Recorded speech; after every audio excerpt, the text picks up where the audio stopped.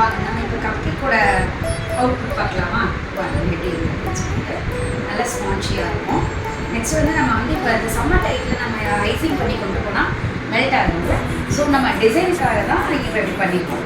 நம்ம இந்த vanilla cup கேக்கில் நம்ம பார்த்த மாதிரி செடி போட்டு பண்ணலாம். இந்த மாதிரி மார்பிள் டிசைனும் பண்ணலாம்.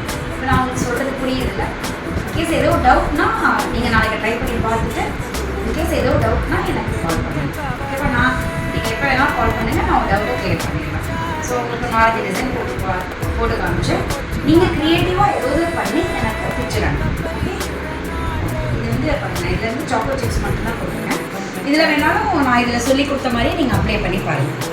இந்த வெனிலாவில் எப்படி சொல்லி கொடுத்தனோ அதே மாதிரி நீங்கள் சாக்லேட் கப் கேக்லேயோ மார்பிள் டிசைன் அப்ளை பண்ணி பாருங்கள். ஓகேவா? நெக்ஸ்ட் கிளாஸில் நம்ம மேலே கப் கேக்கில் ஐசிங்